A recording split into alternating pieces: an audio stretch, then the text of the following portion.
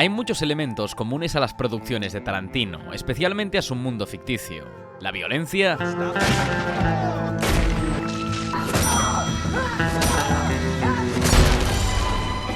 los diálogos malsonantes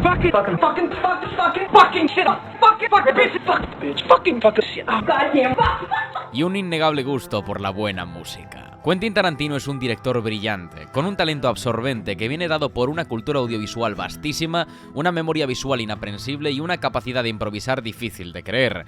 Pero a pesar de todas estas cosas, tiene un ingenio mayor en otra área, y es la escritura. Las películas de Tarantino son lo que son por sus guiones, incluso en aquellas que no ha firmado como director, lo que más sobresale es la escritura. Sus diálogos mordaces, secuencias imaginativas y que rozan el surrealismo, su amor por los sketches, el timing narrativo y sobre todo sus personajes. Hay películas que recordamos por su trama, la ambientación que la envuelve, o por sus lecturas, símbolos y subtextos, pero la mayoría de las películas de Tarantino son icónicas por sus personajes. De hecho, son tan buenos que se han convertido en símbolos mayores y más publicitados que las propias películas en las que aparecen. Hoy vamos a darnos una vuelta por la carrera de Tarantino y explicaremos cómo lleva generando desde su primera película personajes icónicos, cómo los confecciona y sobre todo cómo ha evolucionado como guionista, mejorando y madurando junto con sus obras. Siéntense y disfruten porque hoy hablamos de Reservoir Dogs, Pulp Fiction, Los Odiosos 8 y Once Upon a Time in Hollywood. Bienvenidos a un nuevo análisis, soy Jordi Maquiavelo y hoy descubriremos cómo Tarantino diseña sus personajes.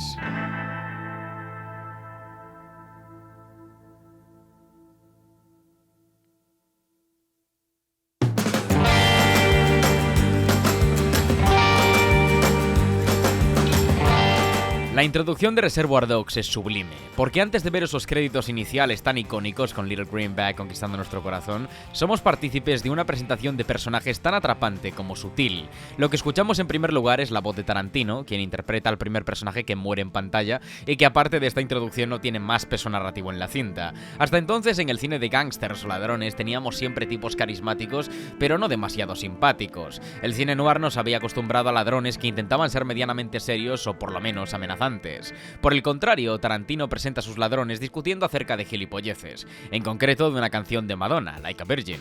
El plano que abre nos propone una situación en la que continuamente vamos a ver personajes de frente, mientras otros están de espaldas, dando una pequeña sensación de intimidad y microambiente a su charla. La magia de cada personaje reside en las frases que proyectan, mientras que, a nivel visual, tenemos detalles que remarcan el protagonismo y función de cada uno. Para empezar, vamos a analizar el propio diálogo a nivel micro, es decir, frase a frase. Lo primero es el concepto, la frase que abre la película.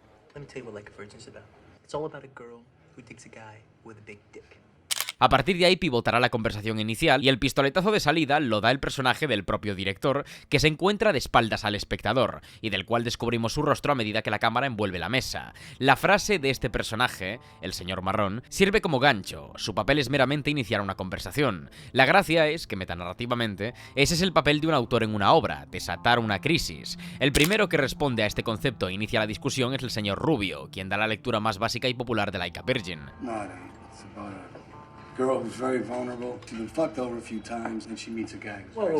Primera frase para definirse, un tipo normal y no demasiado ideático. La respuesta del señor Marrón es directa y es seguir desarrollando su discurso. Vuelve a decir una frase y ahora la respuesta es del señor Naranja. El señor Naranja se pregunta qué canción es True Blue, a lo que varios personajes responden y las miradas se centran todas en él. El que le responde de forma confrontante es Eddie, a quien apenas podemos ver a través de la lente de la cámara, porque le tapa otra figura. El señor Naranja se pone nervioso después de que le cuestionen e intenta disculparse como puede. Esto que hace Tarantino en escena se denomina como foreshadowing y es un medio para dar pistas acerca de lo que pasará más adelante en la historia. En el caso del señor Naranja es el hecho de que está encubierto y haciéndose pasar por alguien que no es, así que está sometido constantemente a presión. Al siguiente que vemos es al señor Rosa, el cual no suelta ni una sola palabra y observa a su alrededor. La aportación del señor Azul no es definitoria de ninguna manera y sirve como conductor de cómo la conversación se está perdiendo. Volvemos al narrador, el señor Marrón. De fondo escuchamos hasta 2 veces a Joe, el capo que dirige a todos estos ladrones, lanzando preguntas que nadie se está molestando en contestar. Hasta ahora los únicos personajes que no hemos visto son el señor Blanco y el propio Joe, hasta que Tarantino corta y por primera vez nos muestra a Joe y a Blanco, a los dos juntos y aislados del resto de la mesa. Ahora vuelve a cortar y nos da a señor Marrón, que intenta recuperar el hilo sin entrometerse en la otra conversación. Con esto nos está mostrando que en la mesa hay estamentos y que los dos personajes de mayor relevancia son estos dos. El blocking aquí es súper importante. El blocking en escenografía se refiere a cómo se emplea el espacio del escenario respecto a los personajes, es decir, los movimientos, dónde están situados y las marcas de movimiento que tienen que seguir, lo que comúnmente se denomina el eje de acción.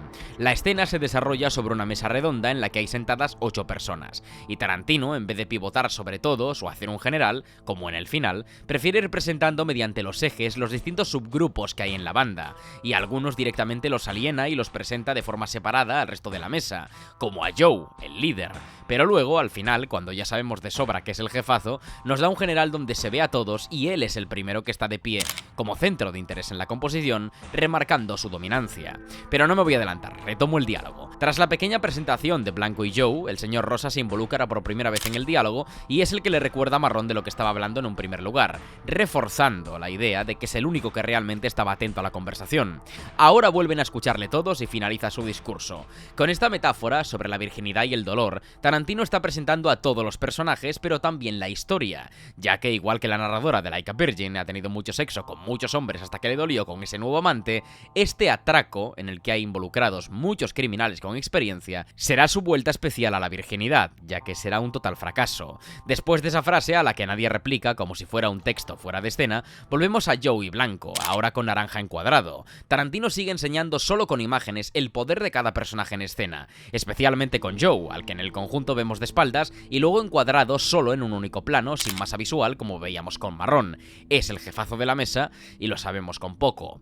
El vestuario también es una parte importante para entender esto, ya que diferencia a los ladrones de los que dirigen el cotarro, aunque Eddie parece uno más de ellos. En esta respuesta Joe, Blanco se define a la perfección, pues mientras antes todos respondían y vacilaban a Marrón o a Naranja, cuando Blanco se mete con Joe todos callan y la única reacción que vemos es la de Naranja, que ríe contenidamente. Aquí se muestra precisamente que es el protegido de Blanco. Los únicos que intervienen son Rubio, que defiende a Joe, y todos ríen cuando este último hace una broma. Nos ha dejado claro, con una sola escena, quién es el que manda y qué rol tiene cada uno. Todos son matones a su servicio, pero Blanco y Rubio parecen los únicos que tienen una relación cercana a él, solo que uno es leal y servicial y el otro tiene tanta confianza que le vacila y le molesta a conciencia. Me flipa porque después de esto, Tarantino prefiere centrarse en el señor Rosa, el cual dice una cosa sobre una canción que escuchó en la radio y todos pasan de él, y se usa para centrarse en Eddie, que ahora es el que habla durante un buen rato y en el que fijan su atención todos. El nivel de interacción marca quién es más importante que los demás. Y ahora se da el momento en el que el señor Rosa se vuelve más relevante y se da cuando rechaza dar propina.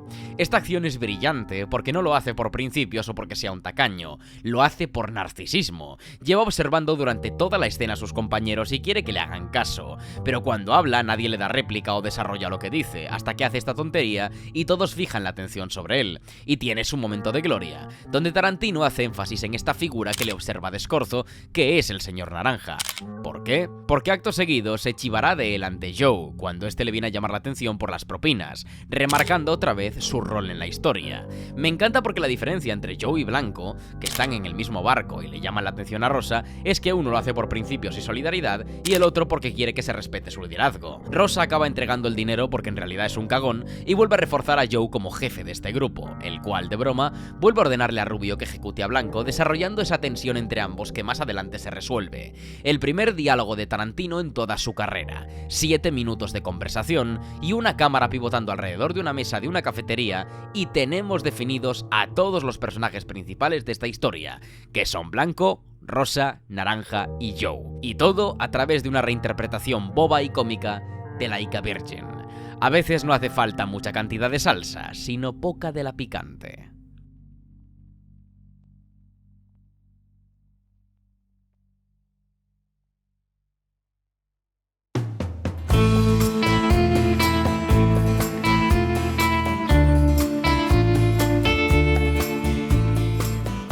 Esta fue la película que encumbró a Tarantino, y si bien Jules y Vincent son increíbles, así como Mia, Wallace, la parejita loca y Butch, hay un personaje que con tan solo 10 minutos en un metraje de 2 horas y media consiguió quedar en el recuerdo de toda la audiencia, y siendo casi menos que un secundario: el señor Lobo. Aquí hay una labor de diseño de vestuario, maquillaje y peluquería fantástico, pero los diálogos y la dirección hacen de esta aparición una escena para recordar. El señor Lobo no solo roba el protagonismo desde que entra en escena, de hecho, su aparición ya es algo importante desde que se le menciona. La reacción de Jules es pasar de la desesperación a la celebración, desde que escucha a Wallace decir el nombre, y pasamos a su presentación. Hay algo muy presente en Pulp Fiction, y es que a diferencia de Reservoir Dogs, donde teníamos arquetipos muy básicos, aquí los personajes tienen personalidades mucho más marcadas, exageradas y sofisticadas, lo que acaba dando más juego. Toda la película es un descontrol y una alternancia entre la calma y la locura, pero el único personaje que mantiene el tipo, incluso a pesar de las escenas tan bestias que tiene, es Wallace, y esa solemnidad le hace parecer siempre en control de todo tipo de situaciones. Tarantino extrapola esa actitud sempiterna al lobo, al que descubrimos precisamente como un lobo solitario en un encuentro social, familiar por apariencia, en la penumbra de un dormitorio, apuntando en un cuaderno todos los detalles del problema que tiene que solucionar. Al igual que con Wallace, Tarantino lo presenta de espaldas, sin desvelar su rostro, para generar expectación y misterio. Los planos detalle de lo que apunta, su reloj y los que le siguen luego sirven para generar esa aura de sofisticación que transmite en cada cuadro. It's 30 minutes away. I'll be there in 10. Este detalle es bestial porque Tarantino decide omitir algo que para otro director sería jugoso, y es sus habilidades. Cuando dice que está a 30 minutos y llegará en 10, para cualquier escritor, vendría la escena de él conduciendo como Jesucristo con una música catárquica, llegando a tiempo a la casa de Jimmy. Pero Tarantino muestra su reloj y con un corte condensa esa idea, sin tener que verlo, aligerando el montaje y dando poder fuera de escena a un personaje del que no sabemos nada. Ahora, con un simple corte, nos ha dejado claro que es un tío eficiente y cosa seria. El contrapicado que desciende hacia la matrícula y para con su coche se da con la finalidad de incidir en ese control que transmite el personaje, así como el traveling in que desvela su identidad. Es pura clase, y con un peso narrativo residual ha adquirido una importancia enorme. Luego está el factor de la interpretación de un Harvey Keitel fantástico y unos diálogos muy bien medidos. Es un tipo que ha acelerado para llegar en 10 minutos y ahorrarse 20 en la carretera, y esperaríamos a alguien con mucha prisa y muy histérico, pero al contrario, es un tipo que utiliza muchas frases, incluso cortesías, que parecerían fuera del contexto de la prisa que hay en escena. Pero la magia reside en que cada frase que dice Lobo sirve de algo, se emplea para avanzar en secuencia, para obtener información y para resolver el problema y las cuestiones que se plantean. Hay un detalle del vestuario que me vuelve loco, y es que va vestido igual que Jules y Vincent, a priori coincidentemente, ya que no sabemos a ciencia cierta si estaba resolviendo un problema en la casa en la que estaba antes, pero parece su mono de trabajo. La diferencia es que mientras ellos llevan una corbata, formales y cuadriculados, como los soldados que son, Lobo porta una pajarita. Es un pequeño detalle que le da más importancia y una identidad única. Respecto a cómo Tarantino rueda la escena, consigue darle más espacio y protagonismo a Lobo a través del desenfoque, y consigue que, a pesar del cambio de eje entre Jimmy y el de Jules y Vincent, este usualmente permanezca en el centro de interés. Las elipsis a través de corte también funcionan cada vez que él termina una frase, enfatizando la eminencia real que transmite él de por sí. Hay un detalle estúpido que me flipa, y es que comúnmente se ha relacionado el café solo con los machos y los personajes hipermasculinizados, y de un tipo como este, que parece que ha visto mucha mierda, nos esperaríamos el típico café solo amargo de macho men, pero la respuesta que da es esta. Lots of cream, lots of sugar. Es algo que cuando era adolescente me descolocó, y un detalle simple pero que funciona a las mil maravillas. Lobo tiene claro lo que quiere y por eso es un tío tan resolutivo. No duda en segundo en cómo quiere el café y escoge la opción más inusual para su apariencia. Por cierto, quería decir que este plano es uno de mis favoritos de Pulp Fiction porque es súper meta. Parece que Tarantino está mirando la escena desde fuera y observando un monitor mientras los otros tres están rodando. Este plano voyeur también remarca su control de la situación y dura un maldito minuto, en el que consigue, parece que de forma casual, ser el centro de interés de toda la escena a pesar de que haya otros personajes en plano. En su despedida hay varios detalles que son la guinda sobre el pastel de su aparición. El primero, el de Jules, que le dice que ha sido un placer verle trabajar.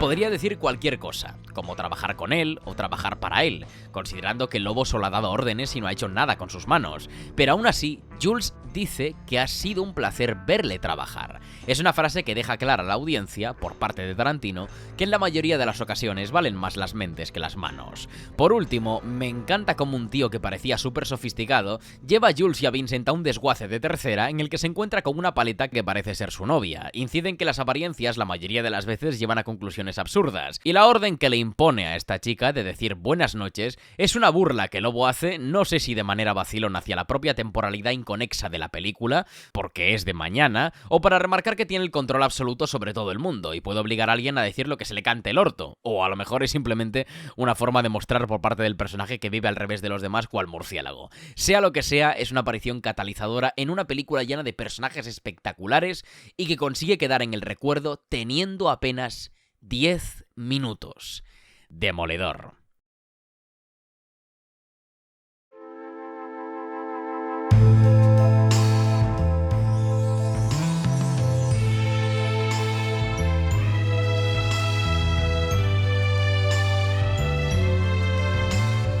Iba inevitablemente a hablar de Malditos Bastardos. Es mi película favorita de Tarantino y tiene personajes espectaculares. Pero el título del vídeo es cómo diseña personajes Tarantino y quiero explicar cómo evolucionó ese estilo en su filmografía.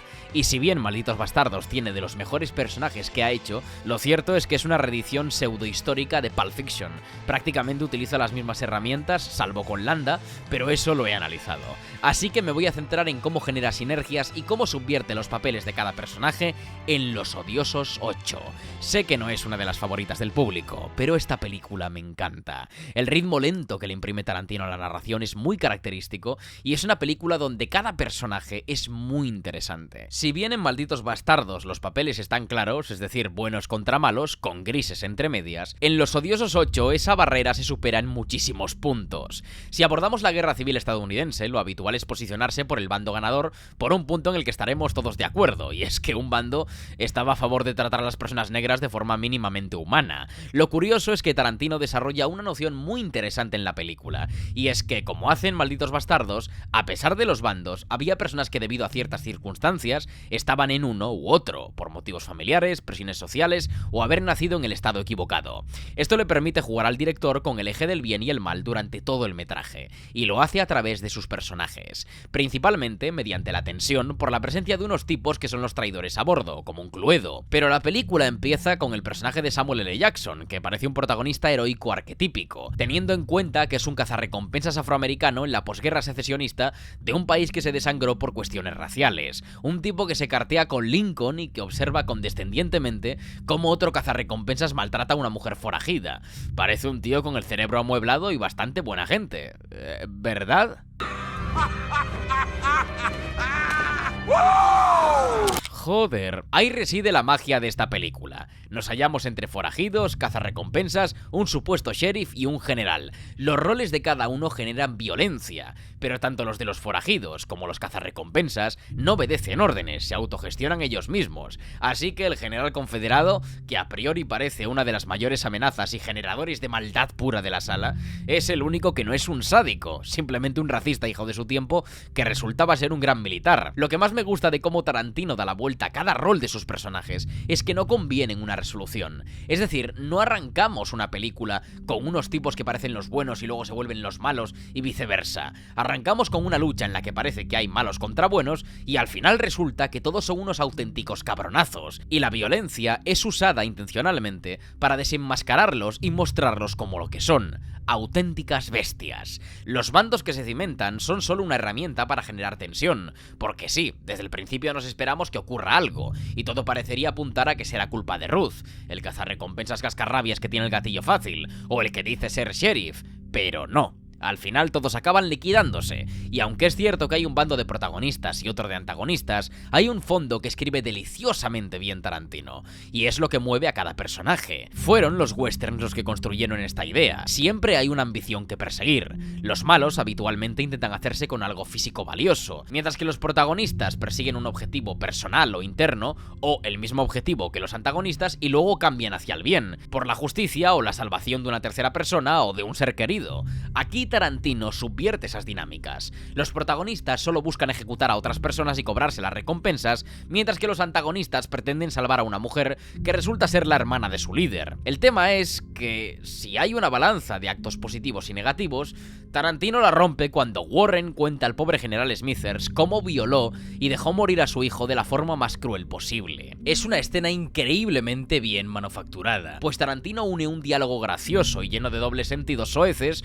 con una muestra audiovisual violenta y terrorífica, sobre todo por la música, que consigue generarnos una sensación confusa, ya que la escena es a la vez graciosa, pero horrible. Esta sinergia es lo que consigue que los personajes nos enamoren y a la vez nos horroricen. Todo ello se condensa en la última escena, en la que Warren y Mannix ejecutan a Domergue, ahorcándola gráfica y primitivamente. Es una escena súper retorcida si la meditamos, porque estos dos tíos, que están desangrándose y muriendo, están utilizando las últimas fuerzas que les quedan, hecho que acelerará su muerte, colgando a una delincuente del modo más sádico posible. Y sí, estos son nuestros protagonistas. Los personajes no son por sí mismos personas con su historia, o con su idiosincrasia. Más allá de gestos, estereotipos y ademanes, Tarantino los convierte en peones de la temática principal de la película, la violencia. Una violencia que asoló a Estados Unidos con la guerra secesionista y siguió golpeándola muchos años después. Es la primera y única vez en la que Tarantino consiguió elaborar una obra en la que sus personajes no consiguen ser los protagonistas o los elementos principales, en ningún tipo de instancia de hecho, sino que es la temática la que les roba el rol protagónico. Si tomamos en cuenta Reservoir Dogs, que es un relato sobre la criminalidad, Los Odiosos 8 sería la fórmula madura de la primera obra de Tarantino, en la que los arquetipos de cada personaje se desdibujan y donde la violencia no funciona ya como estilo, sino como lenguaje. Tremendo.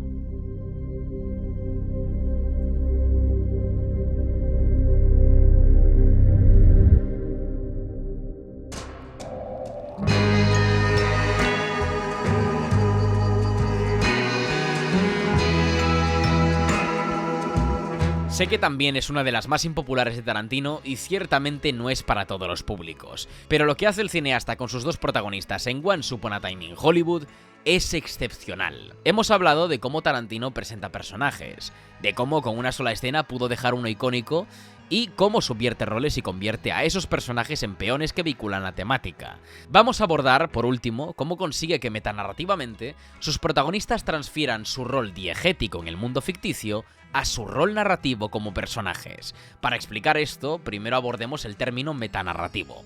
El prefijo meta viene del griego y sirve para indicar la abstracción de un concepto sobre otro. En este caso, la metanarrativa es todo aquello que se extrapola acerca de todos los conceptos narrativos en una película.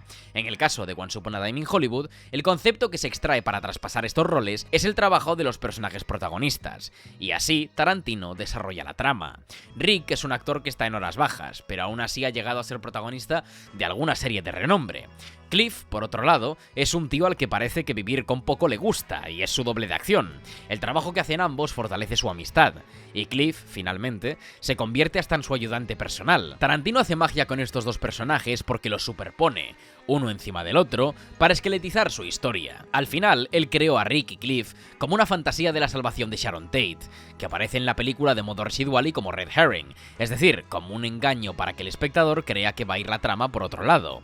Pero la historia se centra en cómo la magia cinematográfica también puede extrapolarse a la realidad, y se materializa a través de Rick y Cliff. Al igual que en las escenas Cliff se sube al caballo para que Rick esté a salvo de caerse, al principio, cuando salen de la reunión y Rick se pone a llorar, Cliff le levanta el ánimo para no dejarse ver decaído en público. Su relación va más allá de lo profesional y se manifiesta física y emocionalmente. Es brillante. Estas funciones consiguen construirse a lo largo del film, mostrando cómo Cliff siempre se mancha las manos por los demás y cómo no tiene una ambición clara. Le parte la cara a Bruce Lee y al final de la escena no entendemos por qué ha empezado toda esta pelea. La anécdota de que pudo matar a su mujer también está de fondo y es un misterio total, pero lo que sabemos y vemos en todas las escenas es que su vida es un sinsentido en el que no hay ningún objetivo claro. Es un currante y quiere ayudar a los demás, pero no queda claro en ningún momento que sea por solidaridad, altruismo u otra razón. Al final todo se reduce a que ayuda, pero no obtiene ningún tipo de reconocimiento. De hecho, solo le trae problemas. Tarantino extrae de la profesión de doble de acción una personalidad, y es demencial lo bien que la desarrolla. Muestra la realidad de esa profesión en concreto, que es arriesgar tu vida a cambio de un sueldo no demasiado elevado y sin reconocimiento en ningún lado. Hay que ser una persona que tenga poco que perder o muy especial para dedicarse a algo así, y Cliff parece ser ambos casos. Por otra parte, Rick es una persona voluble e inestable, pero espectacularmente talentoso. Hay una escena que se da en su camerino cuando está borracho y se enfada consigo mismo. A través de jump cuts, saltos de corte, Tarantino elabora una obra a partir de la cólera de Rick y consigue mostrar cómo este tío lleva el talento en la sangre. Podría hacer arte hasta borracho y perdiendo los nervios. La inseguridad que tiene durante todo el metraje también es una parte importante de su profesión. Es un trabajo en el que nunca sabes cuándo estarás arriba o en el barro, y donde tienes que hacerte pasar por otras personas. La inseguridad es una forma natural de transferir por parte del autor una profesión tan exigente a una personalidad, pero lo que mejor muestra que Rick es un actor es su condenada suerte. Es un tipo que cuando parecía que su carrera se iba al garete, le llega un papel salvador, que a pesar de ser un desgraciado, no paran de pasarle cosas buenas, y no tiene que comerse casi ninguna de las consecuencias de lo que hace irresponsablemente. Y lo gracioso es que la configuración de las personalidades, tanto de Cliff como de Rick, se ejecutan extraordinariamente al final. Porque los muchachos de los Manson iban a matar a Tate, pero cambian de objetivo cuando Rick los confronta de manera ofensiva y totalmente innecesaria. ¿Y quién se come el marrón que provoca Rick? Efectivamente, el doble de acción, Cliff. Un Cliff que, sin importarle lo más mínimo su integridad, se enfrenta a todos a la vez y acaba cepillándoselos uno a uno. Pero lo gracioso no acaba ahí, sino que cuando Rick es alertado por los gritos de la otra irrumpiendo en la piscina, va a por la única arma que encuentra. Sí, un jodido lanzallamas, que había sido introducido anteriormente en la película cuando vemos cómo Rick quemaba unos nazis en una peli antigua. Buena relación, teniendo en cuenta que estos son seguidores de Manson. Rick, de forma casual y completamente desproporcionada, convierte un asesinato inclemente en una obra de arte, como un actor estrella. Al final, todo acaba con él llevándose todo el mérito de la defensa, sin un rasguño, y disfrutando de una velada con Polanski y Tate. Mientras que Cliff, que es el que ha hecho todo el trabajo, se va a pasar una noche en el hospital hasta arriba de sedantes. Tarantino, en una sola escena, sintetiza lo que ha querido transmitir con sus personajes a lo largo de toda la historia. El doble de acción que salva, poniendo en riesgo su integridad, a Rick y a su familia, y la estrellita que, encontrándose todo hecho, lo mejora y pone la guinda sobre el pastel, llevándose los focos y el reconocimiento. Son los personajes mejor escritos de Tarantino y una demostración de que el proceso de creación a lo largo de su carrera se ha ido destilando a una práctica mucho más madura y desarrollada. Todo un maestro del diseño de personajes.